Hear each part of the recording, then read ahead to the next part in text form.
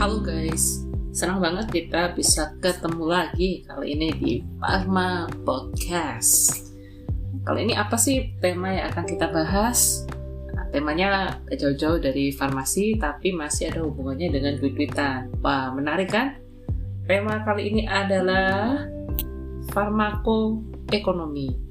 Jadi kita mau belajar ya bagaimana kalau farmakoekonomi ini diterapkan di dalam pelayanan kefarmasian. Pharma dari kata pharmaceuticals, pharmacy. Nah, yang satunya dari ekonomi. Apa hubungannya antara farmasi dengan ekonomi? Oke, kita langsung aja mulai dari hal yang pertama. Definisi dulu. Apa itu farmakoekonomi? Kalau didefinisikan secara sederhana, farmakoekonomi itu adalah suatu deskripsi atau analisis terhadap biaya dan konsekuensi dari pharmaceuticals, jadi dari obat-obatan ataupun juga pelayanan kefarmasian yang kita berikan terhadap individu, terhadap sistem kesehatan, dan juga terhadap masyarakat secara keseluruhan.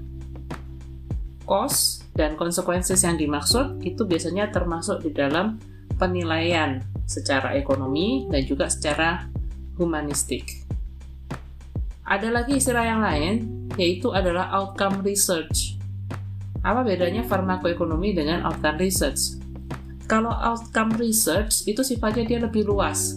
Jadi suatu studi yang dia mengidentifikasi, mengukur, dan mengevaluasi hasil akhir dari suatu pelayanan kesehatan secara umum.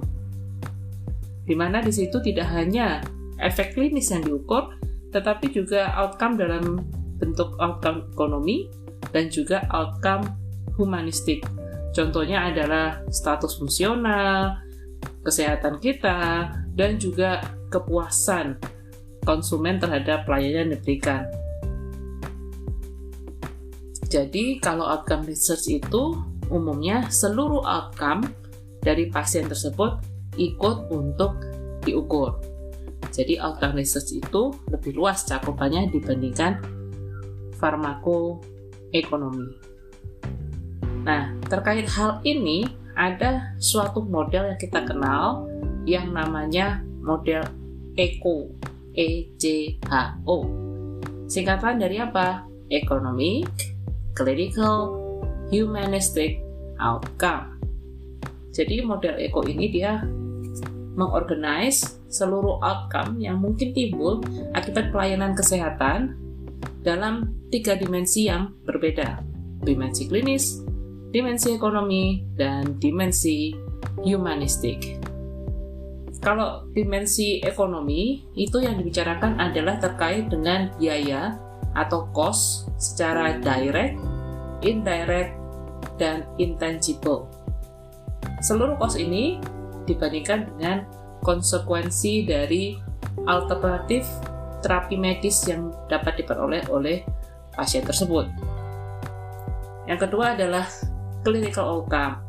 Kalau yang ini, teman-teman pasti sudah tahu ya, clinical outcome ini adalah kejadian medis atau output medis yang diukur sebagai hal yang timbul dari suatu disease atau penyakit dan treatment.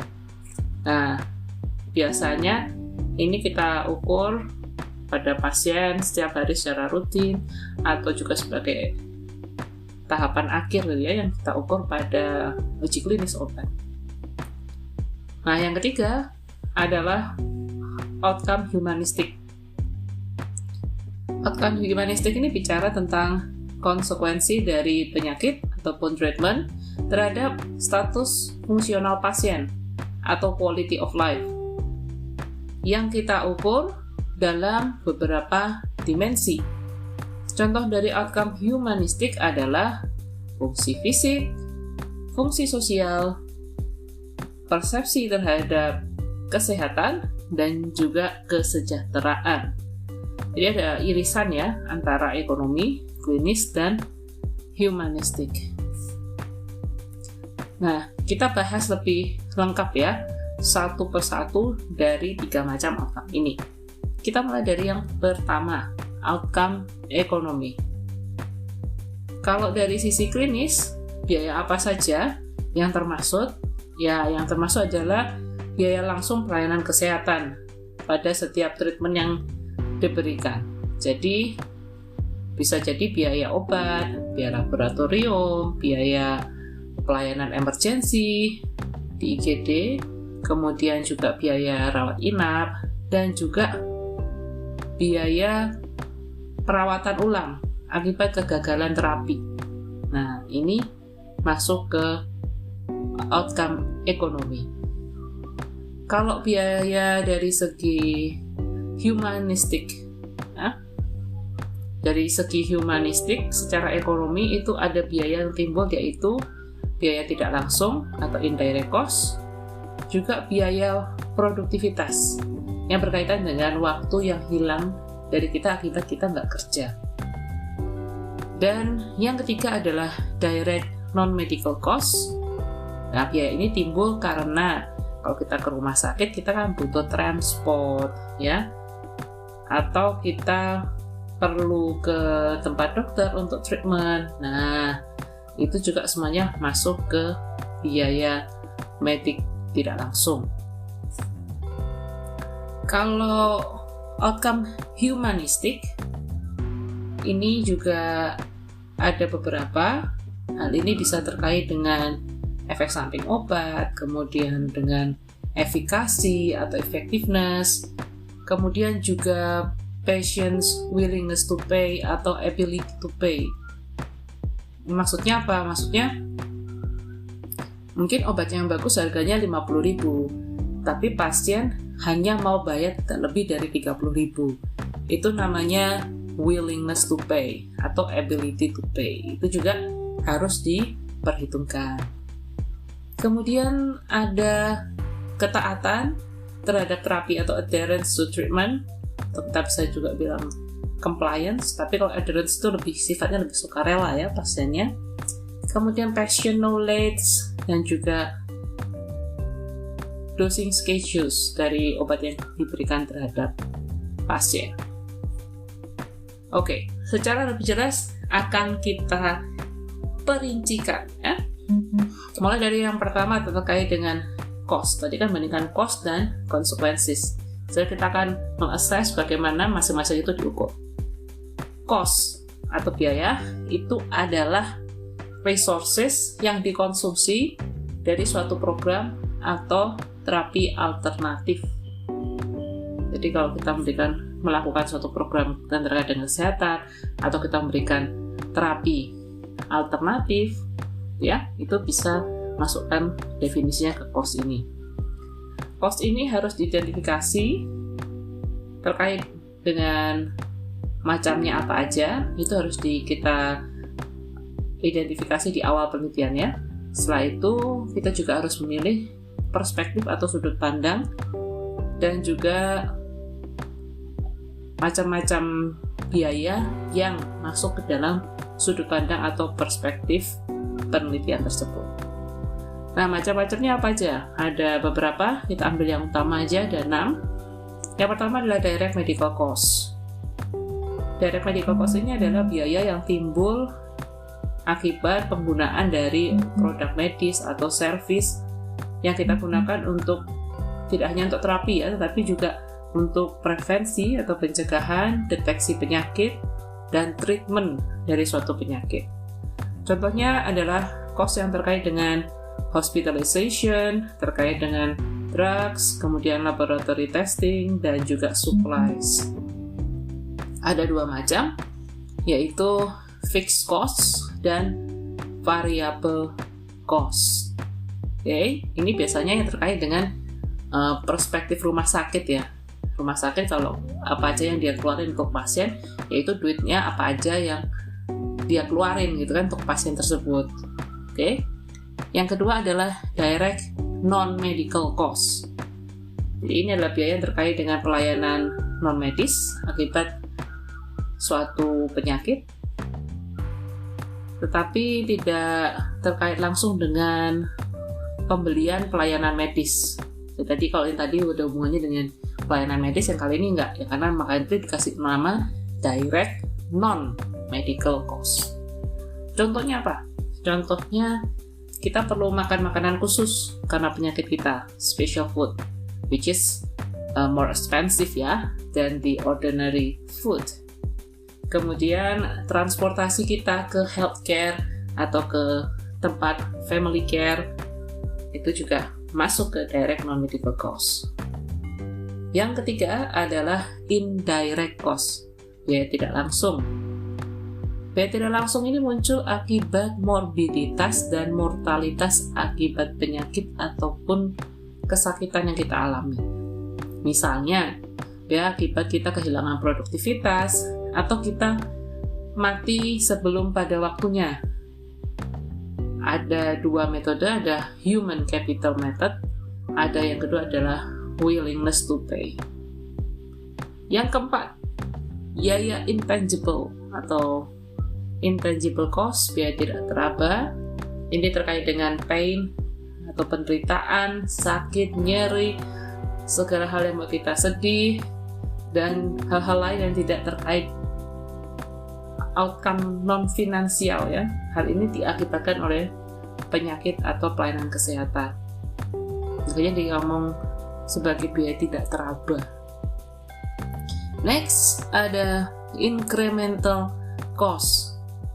Sesuai dengan namanya ya, incremental berarti ini adalah tambahan biaya yang terjadi akibat penambahan unit dari benefit dari terapi alternatif atau program alternatif ya. Dan terakhir adalah opportunity cost. Jadi ini adalah biaya kesempatan. Maksudnya gimana biaya kesempatan ini? Jadi kalau saya punya uang 100.000, saya buat jajan gitu ya, beli bakso 100.000-nya, maka saya tidak bisa berjajan lagi untuk beli es krim misalnya. Nah, ini yang disebut sebagai biaya peluang gitu ya. Jadi karena saya keluarin duit buat beli bakso, saya nggak bisa beli es krim karena saya cuma punya uang 100.000. So, opportunity cost adalah money yang kita spend untuk suatu resources itu tidak bisa kita spend untuk other purpose. Oke? Jadi ada biaya peluang di sana. Jadi sebenarnya consequences dari economic outcome assessment ini adalah kita harus menyeimbangkan atau balancing the cost and the consequences dari setiap tindakan yang diberikan. Okay, this is the essence of the pharmacoeconomic evaluation. Okay, kalau sudah paham di sini, kita masuk ke topik berikutnya yaitu tentang perspektif. Ini yang sering ditanyakan ya, apa saja perspektif atau point of view dari farmakoekonomi? Sebenarnya ada 4 perspektif. Yang pertama adalah patient, yang kedua adalah provider, yang ketiga adalah payer, dan yang terakhir adalah society. Jadi 3P 1S gitu ya. Yang pertama adalah patient. Patient ini adalah kita bilangnya konsumen dari pelayanan kesehatan. Jadi cost yang masuk di sini dari patient perspektif adalah apa yang mereka bayarkan untuk suatu produk atau service yang mereka terima. Jadi apa-apa yang keluar dari kantongnya pasien yang tidak ditanggung oleh asuransi itu dihitung. Ini namanya adalah biaya dari perspektif pasien. Yang kedua adalah provider. Provider ini adalah organisasi yang terkait dengan pelayanan kesehatan. Misalnya di sini adalah sudut pandang dari rumah sakit misalnya yang memberikan pelayanan kesehatan. Jadi cost yang dihitung dari perspektif provider itu adalah actual cost, ya biaya sesungguhnya yang mereka keluarkan untuk memberikan suatu produk atau pelayanan terkait dengan apa yang mereka cas gitu ya ke pasien, itu adalah perspektif provider. Next, P yang berikutnya adalah payer, yang bayar. Selain pasien, siapa sih yang bisa bayar? Yaitu adalah pihak asuransi, ada pemerintah karena kita punya asuransi BPJS itu, dan juga employer atau perusahaan tempat si pasien itu bekerja. Jadi cost terhadap payer adalah cas yang kita kenakan terhadap pelayanan kesehatan dan juga servis yang diberikan dari penyedia pelayanan kesehatan, yang mana biaya tersebut bisa di-reimburse oleh payer atau bisa dibayar oleh payer tersebut. Nah, ini biaya dari sudut pandang payer. Ya, kenapa ini penting ya? Karena mungkin loh ya, kalau itu sifatnya reimburse, mungkin biaya taksi ke rumah sakit atau biaya becak ke rumah sakit itu tidak ditanggung oleh payer. Sedangkan kalau dari sudut pandang pasien ya biaya ke rumah sakit, biaya transport itu yang masuk karena dia kan ngeluarin duit gitu. Kalau dari segi provider, mereka juga nggak peduli kamu ke rumah sakit naik apa, itu tidak termasuk biaya yang dihitung dari sudut pandang provider. Nah, dan terakhir adalah society, perspektif sosial dari masyarakat. Cost ini terkait dengan morbidity dan mortality. Jadi seluruh cost yang timbul akibat pemberian atau penerimaan suatu pelayanan kesehatan. Sebenarnya yang paling bagus itu adalah society ya secara keseluruhan, tapi nggak semua orang itu oke gitu ya diukur secara society. Karena apa? Karena katakan morbiditas dalam bentuk pain itu apakah manusiawi kalau harus diukur dengan biaya begitu. Paling menyeluruh tapi juga paling sulit adalah perspektif society. Yang paling sering adalah perspektif pasien atau provider yang kita gunakan untuk penelitian. Oke, sekarang kita belajar macam-macam analisis ekonomi. Oke, tidak semuanya ini masuk ke farmakoekonomi ya, tapi Anda harus tahu macam-macamnya itu apa. Ada partial economic evaluation, ada full economic evaluation. Kalau partial economic evaluation itu hanya mentabulasi secara deskriptif dari outcome atau resources yang digunakan. Itu partial, analisis ekonomi partial. Kalau full economic assessment, itu harus ada 2 atau lebih treatment yang dibandingkan, dan juga cost maupun consequences yang timbul terhadap alternatif pilihan tersebut itu juga dihitung. Oke, jadi itu bedanya ya. Kalau full economic itu baru masuk farmakoekonomi, kalau yang parsial itu tidak masuk ke kategori farmakoekonomi. Metode penghitungan biaya yang sering digunakan, yang pertama adalah cost of illness atau COI. COI ini terkait dengan seluruh biaya langsung atau tidak langsung dari suatu penyakit dalam suatu sistem kesehatan. Itu semua diukur. Jadi total burden atau total biaya suatu penyakit itu dapat dibandingkan dengan apa? Dibandingkan dengan biaya yang bisa kita lakukan untuk mencegah ataupun memberikan treatment penyakit. Jadi misalnya ini biasanya digunakan dari sudut pandang pemerintah ya, karena pemerintah kan harus membuat suatu kebijakan. Apakah program vaksinasi misalnya untuk COVID sebagai langkah prevention itu lebih worth it dibandingkan kita melakukan treatment atau program penyembuhan untuk pasien COVID? Ya, kalau secara umum kan lakukan aja dua-duanya gitu ya. Ya vaksinasi, ya kita kasih treatment. Tapi teman-teman perlu masukkan ke mindset bahwa yang namanya duit itu selalu terbatas. Duitnya pemerintah juga limited ya, nggak unlimited. Yang unlimited mungkin pakai internet kamu gitu. Tapi kalau duitnya pemerintah juga terbatas gitu ya. Jadi mereka harus milih program mana yang mau dilaksanakan. Nah, salah satu strategi yang bisa dilakukan adalah dengan cara menghitung cost of illness ini. Next, analisis berikutnya adalah Cost Minimization Analysis atau CMA. Sesuai dengan namanya ya, minimization. So, the target is to minimize.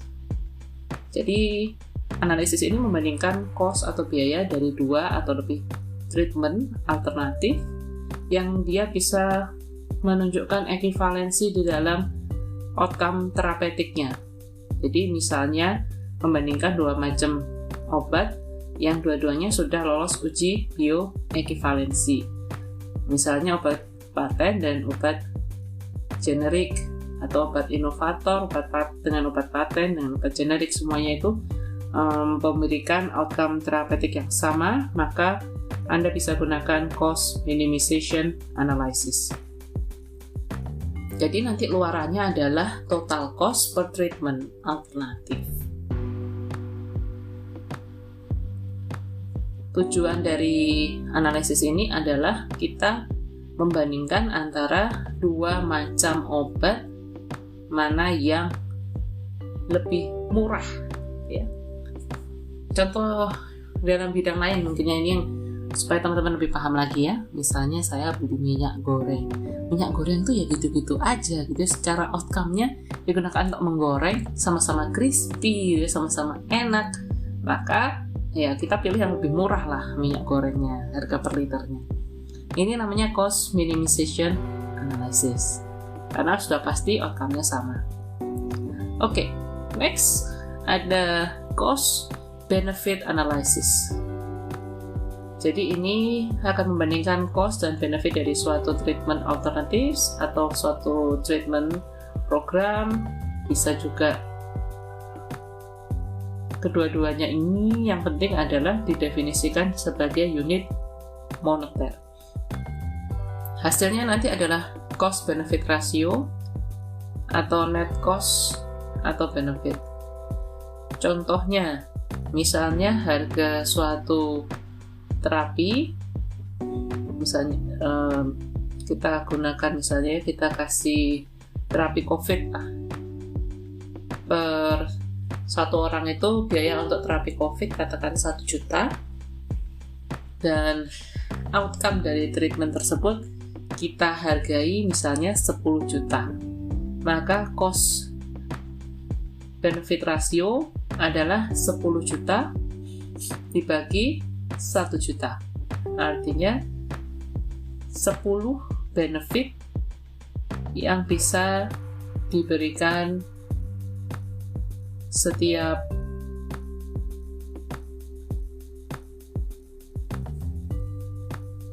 cost yang dikeluarkan, gitu ya. Cost benefit ratio gunanya adalah untuk membandingkan terapi alternatif. Misalnya kita perlu untuk mengalokasikan uang kita gitu ya, cost di mana di situ terjadi kelangkaan. Nah, Anda bisa gunakan cost benefit analysis. Jadi outcome, ciri-cirinya adalah outcome-nya ada dihitung sebagai duit tadi ya, outcome atau luarannya dalam bentuk uang. Maka ini adalah cost benefit analysis. Analisis berikutnya yang paling sering digunakan namanya adalah cost effectiveness analysis. Jadi metode ini digunakan untuk membandingkan terapi alternatif atau program di mana cost itu dihitung dalam unit moneter dan konsekuensinya itu dalam unit effectiveness atau natural units.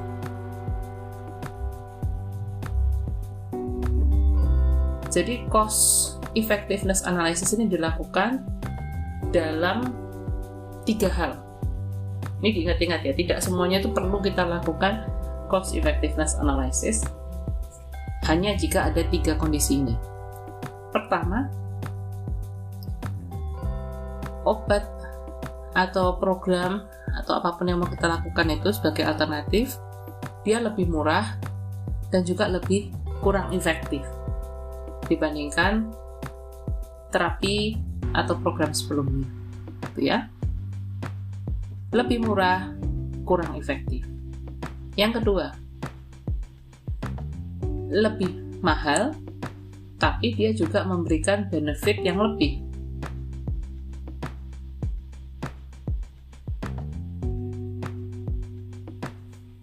Nah, yang ketiga,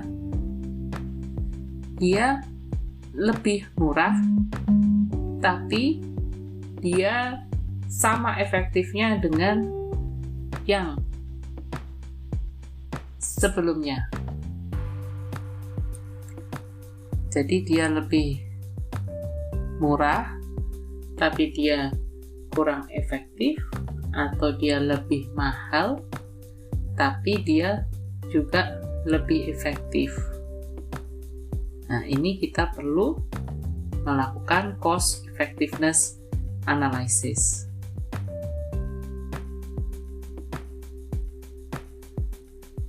Biasanya hasilnya ada dalam bentuk cost effectiveness ratio (CER) atau dalam bentuk ICER (Incremental Cost Effectiveness Ratio). Contoh perhitungannya misalnya obat A itu bisa menyembuhkan 90% pasien, obat B itu bisa menyembuhkan 95% pasien. Obat A misalnya menimbulkan kos sebesar 50.000, obat B itu kosnya adalah 100.000. Masing-masing ini adalah biaya untuk treatment 100 pasien ya. Kita bisa hitung cost effectiveness rasionya 50.000 per 100 pasien dibagi 90 kesembuhan per 100 pasien. Itu ya cara menghitungnya. Kalau kita hitung ICER, nah ICER ini bisa kita hitung dengan cara tadi 100.000 dikurangi 50.000 selisih biaya obatnya dibagi dengan kesembuhannya yaitu 95 dikurangi 90. Nah, ketemulah bahwa di situ kita perlu 10.000 tambahan biaya setiap kali kita memberikan obat B dibandingkan dengan obat A. Jadi ini CEA biasa digunakan untuk membandingkan program atau treatment alternatif yang dia beda dalam therapeutic outcome-nya. Yang berikutnya adalah Cost Utility Analysis, CUA. CUA ini biasa untuk membandingkan alternatif terapi atau program di mana cost itu diukur dalam unit moneter dan outcome itu diukur dalam patient preferences atau quality of life. Kata kuncinya itu ya, patient preferences atau quality of life. Hasilnya adalah biaya rupiah per quality adjusted life year gain atau QALY atau patient weighted utility measure. Ini digunakan untuk treatment atau program yang menggunakan patient preference atau kualitas pelayanan kesehatan atau ketika outcome itu tidak bisa kita ukur dalam hanya unit moneter. Ya, misalnya pada pasien dengan penyakit-penyakit kronik itu lebih cocok kalau kita hitung dalam quality adjusted life year. Oke, next adalah teknik analisisnya. Jadi ini kalau teman-teman mau tahu, ada istilah discounting, ada istilah sensitivity analysis, dan juga ada istilah yang ketiga adalah decision analysis. Oke, kita lihat masing-masing. Discounting. Jadi analisis ini melakukan adjust atau penurunan dari future cost dan consequences dengan memperhitungkan angka fiskal. Jadi biasanya disesuaikan sesuai dengan angka inflasi. Kenapa? Karena kita tahu uang 1.000 saat ini itu nilainya beda dengan uang 1.000 10 tahun yang lalu. Ya, kita tahu bahwa semakin lama yang namanya duit itu semakin gak worth it gitu ya. Kenapa? Kalau dulu 1.000 bisa dapat bakso semangkok, kalau sekarang 1.000 mungkin dapat ucapan terima kasih aja gitu ya dari tukang baksonya. Nah, ini menunjukkan ada yang namanya inflasi. Jadi kita harus melakukan discounting cost yang berdasarkan time value of money. Oke. Rata-rata itu 3-8% discount rate yang harus kita gunakan. Untuk teman-teman yang sudah belajar ekonomi, tentu hal ini bukan hal yang baru ya tentang discounting. Yang kedua adalah sensitivity analysis. Ini adalah analisis yang menguji robustness dari kesimpulan penelitian.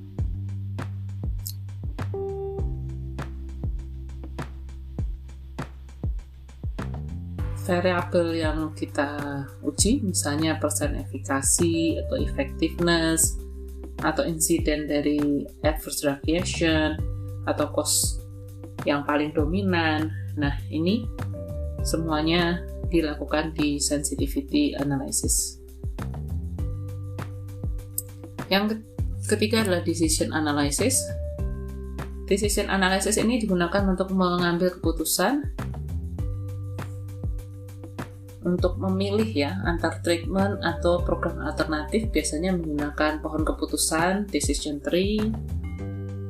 Kita bisa menggunakan fishbone analysis gitu ya untuk mengambil suatu keputusan. Ingat. Analisis yang terakhir adalah incremental cost yang sudah dijelaskan tadi. Jadi cost dan effectiveness itu dibandingkan antara selisih cost dibagi dengan selisih efektivitas. Oke, sampai di sini teman-teman suatu insight yang bisa saya berikan terkait dengan farmakoekonomi.